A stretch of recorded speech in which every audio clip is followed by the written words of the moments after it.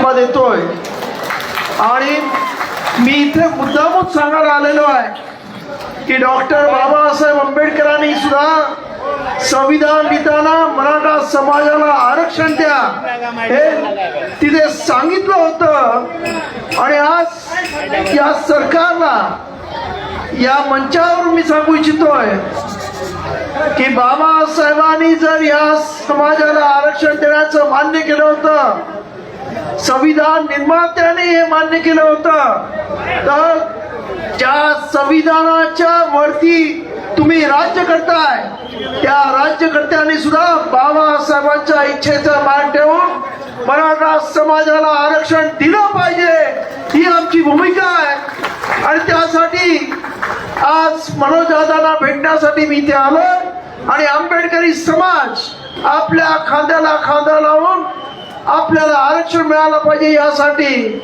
आपल्या बरोबर लढायला तयार आहे एवढं मी इथे जाहीर करतो.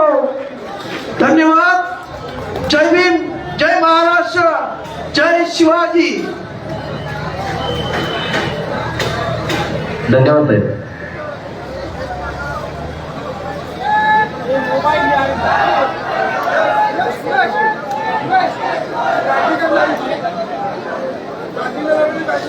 आज मनोज दादांची तब्येत त्यांनी ज्या पद्धतीने आपलं आयुष्य या आरक्षणासाठी लावलेलं आहे, आज त्यांना बोलायला सुद्धा जमत नाही ही परिस्थिती आहे.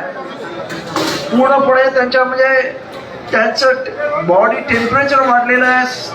एकंदरीत त्यांची जी परिस्थिती आहे ही पाहता सरकारने ताबडतोब या आरक्षणाच्या विषयावरती निर्णय घ्यावा ही या महाराष्ट्रातल्या समस्त जनतेची मागणी आहे आणि हेच या इथून मी आपल्याला सांगायला आलेलो आहे आणि मला आशा आहे की सरकार लवकरात लवकर निर्णय घेईल.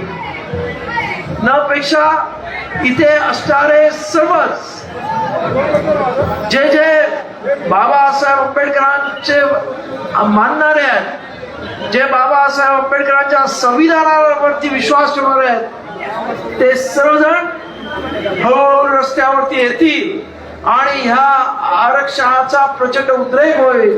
त्यामुळे सरकारने ताबडतोबीने या बाबतीत निर्णय घ्यावा ही आमची भूमिका.